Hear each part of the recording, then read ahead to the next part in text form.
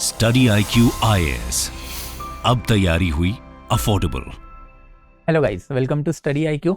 So in our last session we had seen different important topics, approximately 15 important topics of ancient India, and मैंने आपको बताया था कि I am going to take 2 to 3 different answer writing session. इसमें से कुछ sessions में I am going to write answer by myself, and फिर कुछ क्वेश्चन जो है I am just going to give you an overview, मतलब एक आइडियल अप्रोच बॉक्स दूंगा, and thereafter I am also going to give you certain content which will help you in consolidating your data. सो कि अगर वो topic के ऊपर से अगर क्वेश्चन आ जाए आपको, then obviously you can utilise this data in your answer. तो let's move in today's session. This is basically the first session of the answer writing of ancient India. And as I have told you कि ये जो history horizon series है उसमें हम लोग पहले important topic discuss करेंगे, एंड टॉपिक डिस्कस करने का 2 से 3 आंसर राइटिंग सेशन है वो कंडक्ट करेंगे, एंड हर एक सेशन में I am going to discuss at least 2 question. तो 2 क्वेश्चन तो हम लोग इसमें डिस्कस कर ही लेंगे. तो today we are going to move this first question. ये मैंने टॉपिक डिस्कशन के टाइम पे ही बताया था कि ये डिफिकल्ट क्वेश्चन है, तो इसको हैंडल कैसे करना है that we are going to see. तो ये वाला आंसर मैंने पहले भी एक ओपन सेशन में आपको लिख के बताया हुआ था, तो वही वाला आंसर है. वो वाला ओपन सेशन आई गेस ज़्यादा बच्चों ने देखा नहीं था. तो we just move to this particular question. ये क्वेश्चन जो है इसको एक्चुअली लिखना कैसे है, अब उसके ऊपर थोड़ी सी बातें जो है वो कर लेते हैं. तो this is basically the my handwritten answer. ठीक है, तो आपको थोड़ा सा आइडिया आ जाएगा. Since I have myself को 300 प्लस इन हिस्ट्री ऑप्शनल, तो 300 प्लस अगर आपको लाने तो आपको ये वाले क्वालिटी के आंसर जो है थोड़े से लाने पड़ेंगे. तो एक क्वेश्चन बहुत प्लेन सिंपल टर्म्स में अगर बात करें तो emergence of non Chalcolithic culture in central India. तो सबसे पहला वाला जो डायमेंशन आएगा वो वही आएगा कि emergence of non Harappan Chalcolithic culture. तो हमको बताना पड़ेगा कि भाई कौन से चैल्कोलिथिक कल्चर हमारे पास है. तो ये एक फैक्चुअल डाटा आपके आंसर में आपको होना चाहिए कि कौन से चैल्कोलिथिक कल्चर जो है वो हमारे पास है. तो भाई ये चैल्कोलिथिक कल्चर एमर्ज हो गए, then obviously it marks a change not only in subsistence pattern of the people. मतलब भाई ये जो है दैट इज चैल्कोलिथिक एज जब आया हुआ है, देन ऑब्वियसली अब इसमें क्या हो रहा है, सबसिस्टेंस पैटर्न जो वो चेंज हो रहा है. सबसिस्टेंस पैटर्न चेंज हो रहा है मतलब ऑब्वियसली एग्रीकल्चर जो है वो बढ़ रहा है, एंड इसके अलावा नॉन एग्रीकल्चरल प्रोफेशन जो वो भी आ रहा है. जैसे फॉर एग्जांपल मेरे लिए सबसिस्टेंस क्या है, ये मेरा जो एडटेक इंडस्ट्री वाला करियर है वो है. अगर ये नहीं करूँगा तो पैसे नहीं आएंगे, पैसे नहीं आएंगे तो खाना नहीं आएगा. तो एग्रीकल्चर के अलावा नॉन एग्रीकल्चरल एस्पेक्ट पे मुझे फोकस करना पड़ेगा. मतलब भाई कोई क्राफ्ट था क्या, देयर आफ्टर कोई इंडस्ट्री थी क्या, तो ये वाले एस्पेक्ट है वो भी मुझे कवर करने पड़ेंगे. एंड देयर आफ्टर इनका कहना है कि भाई यहाँ पे सिर्फ सबसिस्टेंस पैटर्न हमको चेंज होता हुआ नहीं दिखाई दे रहा है चैल्कोलिथिक में, there is an overall transition from pre to proto historical period.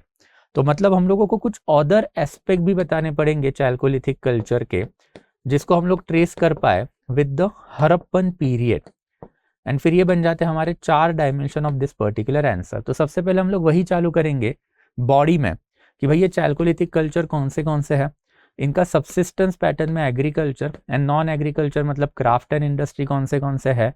There after इनके अदर एस्पेक्ट, मतलब कुछ अदर एस्पेक्ट जो है इनके चैल्कोलिथिक कल्चर के वो लिखेंगे, एंड फिर ये अदर एस्पेक्ट के बाद जो है इनकी सिमिलैरिटी विद द हड़प्पन हम लोग क्या करेंगे, ट्रेस करेंगे, ताकि हम लोग ये बता पाए कि हड़प्पन पीरियड है इट वाज इंडीड क्या था, एक ट्रांजिशन था फ्रॉम द चैल्कोलिथिक पीरियड. तो हड़प्पन पीरियड की जो चीज़ें हैं अर्बनाइजेशन की वो हमको चैल्कोलिथिक पीरियड में ही दिखाई देती है, एंड इसी के ऊपर हमको बात करनी है. तो let's move one by one. सबसे पहले जो ऑब्वियसली इंट्रोडक्शन से चालू करना पड़ेगा. नाउ टॉकिंग ऑफ इंट्रोडक्शन, मुझे बहुत सारे बच्चों ने हमेशा ये सवाल पूछा है कि sir ideal introduction and ideal conclusion क्या होता है. नाउ इन माय ओपिनियन हमेशा याद रखना है, there are no ideal introduction and no ideal conclusion. Now say for example अगर मेरे हाथ में एक पेपर आता है, मैं आपको ये एग्जांपल देता हूँ कि आपके हाथ में एक पेपर आता है जो क्वेश्चन जो है उसमें एक 20 मार्क का है. ये 20 मार्क में से यूपीएससी एट द मोस्ट आपको 10 मार्क देगा, ये आपको पता है. तो ऑब्वियसली जब आपके पास ये आंसर चेक करने के लिए आएगा तो वो इंट्रो, बॉडी एंड कंक्लूजन में डिवाइडेड रहेगा. तो अब 10 में से आप इंट्रोडक्शन एंड कंक्लूजन को कितना ही मार्क दोगे, एट द मोस्ट यहाँ पे 1, एट द मोस्ट यहाँ पे 1, मतलब 2 मार्क से ज़्यादा इंट्रोडक्शन एंड कंक्लूजन का वेटेज है ही नहीं. मैक्सिमम मार्क जो है आपके बॉडी में ही आपको आने वाले हैं, एंड फिर ये 2 मार्क जो है बेसिकली आपको इंट्रोडक्शन एंड कंक्लूजन में जो आने वाले हैं उसमें आपको बेसिकली आपने कितना भी घटिया इंट्रोडक्शन क्यों नहीं लिखा आपको आधा मार्क आना ही है, कितना ही घटिया कंक्लूजन क्यों ना लिखा आपको आधा मार्क्स आना है. द पर्पज इसकी वो चीज़ें पेपर में होनी चाहिए. हैविंग सेड सो, कुछ आइडियल इंट्रोडक्शन अगर आपको चाहिए तो बेसिकली आपको बस क्वेश्चन का क्रक्स जो है वो टच करना है, या फिर क्वेश्चन में क्रक्स जो होता है या फिर क्वेश्चन में कीवर्ड होता है वो उठा के उसके ऊपर लिखना है. सो फॉर एग्जाम्पल यहाँ पे मैंने बहुत ही एक जनरल इंट्रोडक्शन जो है वो डाल दिया कि चैल्कोलिथिक कल्चर, उसका rough face, marks the beginning of new era as new metal copper was harnessed by humanity।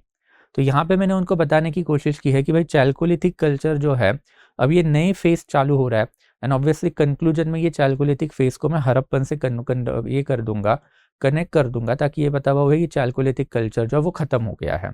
तो भाई यहाँ पे मैंने एक फ्लो देने की भी कोशिश की, एंड एक लाइन में एक जनरल इंट्रोडक्शन भी लिख लिया कि भाई चैल्कोलिथिक कल्चर, फैक्चुअल डाटा हमेशा इंपॉर्टेंट होता है, तो वो भी मैंने यहाँ पे डाल दिया।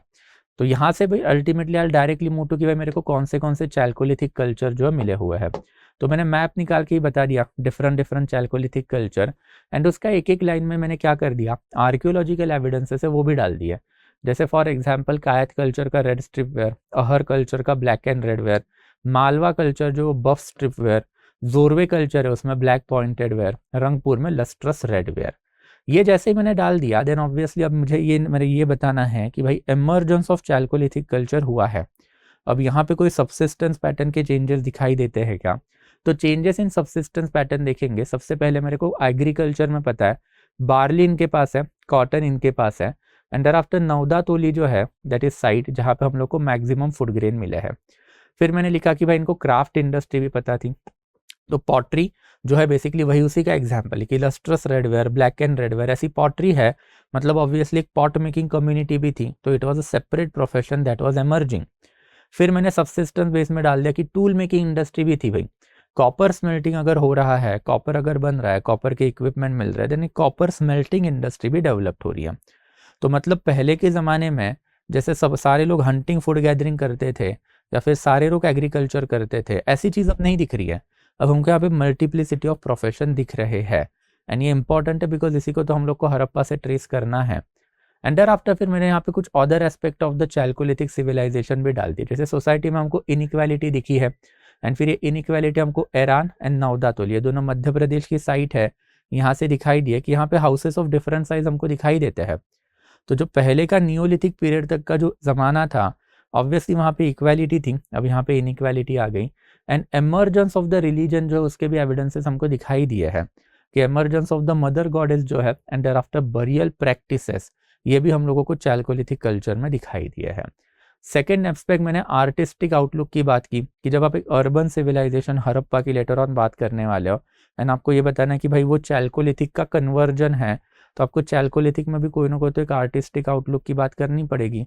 विदाउट आर्टिस्टिक आउटलुक आपका अर्बनाइजेशन बन ही नहीं सकता। तो ये आर्टिस्टिक आउटलुक कौन सा है? Inverted fire technique and thereafter copper smelting technology. तो इनका एक आर्टिस्टिक आउटलुक हम लोगों को ये दो चीज़ों से नज़र आता है कि इनके आर्टिस्टिक आउटलुक में अल्टीमेटली इन्होंने different shape, different design and thereafter different technique जो है वो सीखी हुई थी। एंड अब ये सारी चीज़ें जो हम लोगों ने यहाँ पे बात की, दैट इज चैल्कोलिथिक पीरियड जो है वो कौन सा था, वहाँ पे सबसिस्टेंस कैसे कैसे आया, मतलब multiplicity of the profession I, and उसके साथ साथ फिर इनकी सोसाइटी एंड देयरआफ्टर कल्चर में चेंजेस दिखाई दिए। एंड फिर इसको हम लोगों को ट्रेस करना है कि प्रोटो हिस्ट्री, सब हमको बताना पड़ेगा ना कि भाई ये चैल्कोलिथिक के एविडेंसेस हड़प्पा में भी हमको दिखे हैं। तो इकोनॉमी की अगर बात करें, then obviously we can say कि chalcolithic phase mark transition from hunting food gathering to urban civilisation, जहाँ पे हमको multiplicity of profession and trade specialisation दिखा है, जो सेम चीज़ें लेटर ऑन हड़प्पा में भी हुई। देयर आफ्टर सोसाइटी की अगर बात करें तो बरियल प्रैक्टिसेस, कल्टिक रिलीजन, ये जो है बेसिकली कॉस्मोपॉलिटन हड़प्पन सोसाइटी जो है उसका हम लोगों को क्या देता है, एविडेंस देता है। एंड पॉलिटी की बात करें कि by establishing unequal settlement pattern, जो अभी हमने बोला, फोर्टिफिकेशन ऑफ विलेज जो अभी हमने देखा, ये भी हड़प्पन सिविलाइजेशन का ही एक हिस्सा है। लेटर ऑन हड़प्पा में भी हम लोगों को अपर वॉल टाउन जो मिले हुए हैं, एंड लेटर ऑन हड़प्पा में भी हम लोगों को जो है basically unequal settlement pattern that is citadel lower town मिले हुए हैं। And hence we can conclude in the end कि it can be stated that chalcolithic period was indeed a transition from pre historical tribal phase to proto historical urban phase, and that sums up your answer. तो ये जो basically question था, मैंने आपको कल भी बताया था, जो बेसिकली लास्ट सेशन था उसमें भी बताया था कि ये डिफिकल्ट लेवल का थोड़ा सा क्वेश्चन है, वो उसमें क्या लिखे क्या नहीं, फ्लो कैसे बनाइए, थोड़ा सा समझ नहीं आता है, but I hope it is quite clear. तो एक क्वेश्चन जो है विच आई हैड प्रॉमिस यू कि भाई मैं लिख के बताऊंगा कि आंसर्स एग्जैक्टली लिखे कैसे जाते हैं, ताकि आपको ये सेशंस के जो है थोड़े से फ़ायदे हो। And thereafter will move on to the second question of today's. Now talking of the second question, ये फॉरेन सोर्सेस का है. तो ये फॉरेन सोर्सेस के ऊपर इन्होंने पूछा है कि foreign account as a source of ancient Indian history may have some advantages and few shortcoming. तो यहाँ पे हमको सबसे पहले फॉरेन अकाउंट जो है वो लिखना पड़ेगा. तो वेरियस फॉरेन अकाउंट जो हमको लिखने पड़ेंगे, एंड देयर आफ्टर इनके एडवांटेजेस भी हम लोगों को बताने हैं, एंड देयर आफ्टर शॉर्टकमिंग भी बतानी है. तो फॉरेन अकाउंट, उससे मिली हुई इंफॉर्मेशन, एडवांटेजेस एंड शॉर्टकमिंग, बस ये 4 ही एस्पेक्ट है इसके. बस इन्होंने ये एग्जाम्पल के थ्रू हम लोगों को लिखने को बोला है. तो लेट्स गो, अब एग्जाम्पल के थ्रू लिखने की जो है कोशिश ये आंसर में करेंगे. तो डिफरेंट फॉरेन अकाउंट जो हम लोगों को मिले हुए हैं, डिफरेंट फॉरेन अकाउंट की बात करें तो Herodotus, Megasthenes, Pliny, Ptolemy, Periplus of Erythraeans, ये सारे ग्रीक सोर्सेस हैं. इफ यू कैन देन एक एक लाइन में इसकी इंफॉर्मेशन भी आपको डालनी है. चाइनीज सोर्सेस में भी फाहिन, ह्यूएत्सांग, आइत्सिंग, अरेबियन सोर्सेस में सुलेमान एंड अल मसूद. इनके ऊपर मैंने एक एक लाइन में डाटा देके रखा है, उतना भी आपने डाल दिया, that is more than sufficient. तो डिफरेंट अकाउंट एंड उससे मिली हुई इंफॉर्मेशन जो है वो आपको सबसे पहले डालनी है. एंड देयर आफ्टर ये फॉरेन अकाउंट का जो इन्फॉर्मेशन हमको मिला है वो भी देखना कि भाई पॉलिटिकल इन्फॉर्मेशन हमको मिला हुआ है. क्या मिला है कि सबसे पहले जो है ये पॉलिटिकल अकाउंट में हम लोग को न्यूट्रलिटी दिखती है. Neutrality in the sense that कि ह्यूएनसांग जो है वो हर्षवर्धन पुलाकेशिन द सेकंड दोनों की बातें जो है बेसिकली करता है. हर्षवर्धन पुलाकेशिन का कोई इन्फॉर्मेशन हमको नहीं देता. वैसे फिर पॉलिसीज जो है उनकी इन्फॉर्मेशन भी हमको मिलती है. जैसे फाहिन का कहना है कि nature of the Gupta empire जो है वो काफ़ी माइल्ड है. वैसे ही सोशल इन्फॉर्मेशन भी हमको दिखाई देती है, that is cosmo composition of the society, Megasthenes की 7 कास्ट, एंड रिलीजियस आइडियल जो है वो भी हमको दिखाई देती है. फॉर एग्जाम्पल हेलियोडोरस का बेसनगर पिलर इंस्क्रिप्शन. तो मल्टीपल फॉरेन सोर्सेस में अपने हेलियोडोरस भी जहाँ पे डाल दिया, देन ऑब्वियसली फॉरेन अकाउंट्स में आपने बेसिकली एक आर्कियोलॉजिकल टच देने की भी कोशिश कर ली. एंड फिर इकोनॉमिकल सोर्सेस में डिक्लाइन ऑफ ट्रेड, जैसे प्लीनी का जो क्रिटिसिज्म था, natural Historica is the name of the book of Pliny, and उसी ने इन्फॉर्मेशन दिया कि रोमन ने इंडियन के साथ एंड चाइना के साथ वाला ट्रेड है वो बैन कर दिया है. क्यों बैन किया है? Because excessive drain of wealth is there. Roman जो है वो गोल्ड कॉइन दे रहे हैं, in return India and China जो सिल्क एंड मसाले दे रहे हैं. तो ये ड्रेन ऑफ वेल्थ है जो इनको नहीं चाहिए थी. तो ये वाली इन्फॉर्मेशन भी हमको दिखाई देती है. एंड पेरिप्लस ऑफ एरिथ्रियंसी में हम लोगों को सी रूट दिखाई देते हैं. ये मैंने आपको परसों वाले या फिर कल वाले जो सेशन हुए थे टॉपिक डिस्कशन, उसमें बताया भी था कि इसमें एग्जैक्टली क्या है. तो भरूच एंड कल्याण से एरिथ्रियन सी मतलब रेड सी, वहाँ का ट्रेड जो है कैसे फ्लो होता है वो इन्फॉर्मेशन दिखी है. तो आपने बेसिकली सोर्सेज बता दिए, डिफरेंट इन्फॉर्मेशन भी बता दी. तो इसकी वजह से हुआ क्या कि foreign account as a source of ancient Indian history ये आपने बता दिया. अब हम लोगों को इनके एडवांटेजेस एंड डिसएडवांटेजेस देखने. तो एडवांटेजेस क्या है भाई? तो सबसे पहले जो है अनबायास्ड ओपिनियन है. अनबायास्ड ओपिनियन मतलब ये सारे जो सोर्सेस है ये राजा को खुश करने के लिए नहीं लिखे हैं. ये सारे सोर्सेस में हम लोग को कुछ vital information from the neutral perspective मिलती है. जैसे फॉर एग्जांपल ह्यूएनसांग का कहना है कि डिस्पाइट हर्षवर्धन्स एफर्ट, जो पूरे के पूरे राज्य के जो रोड है वो सेफ नहीं है. ये वाली इन्फॉर्मेशन हम लोगों को भाना भट्ट ने नहीं दी. भाना भट्ट का कहना था कि एडमिनिस्ट्रेशन बढ़िया है, बट ह्यूएनसांग के अकाउंट से हमको दिखाई दिया है कि भाई रास्ते में जो रोड्स है, राज्य में या फिर स्टेट में जो रोड है, those were unsafe for the travel.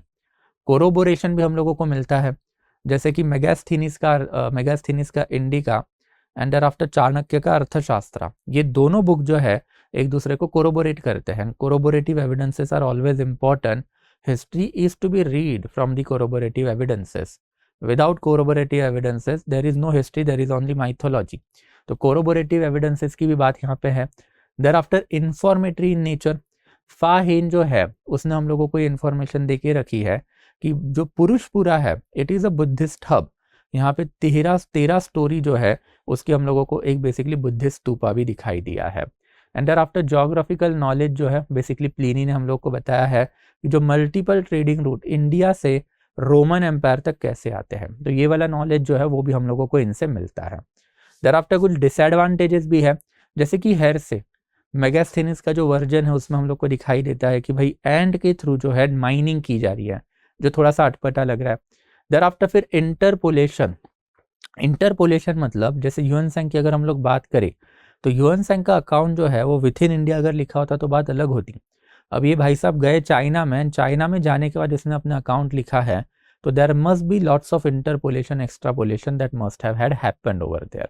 And thereafter फिर क्वेश्चनेबल वेरासिटी कि अकाउंट जो है they were written for the purpose and they are derivative in the nature. मतलब ये अकाउंट जो है किसी और पर्पस के लिए लिखे गए थे। जैसे हम लोग चाइनीज अकाउंट की बात करें या फिर अरेबिक अकाउंट की बात करें, तो ये लोगों ने अपने अकाउंट जो है अपने राजा को बताने के लिए बनाए थे। एंड दैट्स फिर वहाँ पे अगर उन्होंने कुछ गड़बड़ की होगी तो हमको नहीं पता। तो एक वेरिसिटी जो है उसके ऊपर भी क्वेश्चन जो है वो आता है। And that sums up this entire question. And इसके बाद में बस आपको वही कंक्लूजन करना है कि from the neutral perspective foreign accounts gives a vital information on the ancient past, full stop. However, while taking it as a source for the academic purpose, one must make sure कि there are corroborative evidences available in order for a proper deconstruction of ancient past. Full stop देके खत्म कर दो। So that sums up our today's answer writing session, guys. तो I hope इसका थोड़ा सा फ़ायदा जो आप थोड़ा सा उठाना चालू करो। मैंने आपको पहले भी बोला था कि जो हिस्ट्री होराइजन सीरीज़ है उसका हमारा पर्पज़ है आपके मीन्स के जो लैक्यूनाज है वो कवर अप करना। अब आपके पास नॉलेज है इलेबोरेट, बस आपको लिखना है एंड देयर आफ्टर आपके जो बेसिक लैक्यूनाज जो उसको फुलफिल करना है। तो आई होप ये सेशन आपको थोड़ा सा अच्छा लगा होगा। अगेन आगे जाने से पहले basically we want to talk about the new batch of the history optional that is getting launch on 15th of June। तो 15th of June को we are coming out with this new batch. And अब तक तो आपको पता ही रहेगा कि मतलब ये जो बैच है इसमें हम लोग अब कॉम्प्रीहेंसिवली ट्विन पिलर्स के ऊपर फोकस कर रहे हैं। Twin pillars in the sense that कि इसके ऊपर हम लोग फाउंडेशन एंड टेस्ट सीरीज दोनों आपको इंक्लूडेड मिलेगी।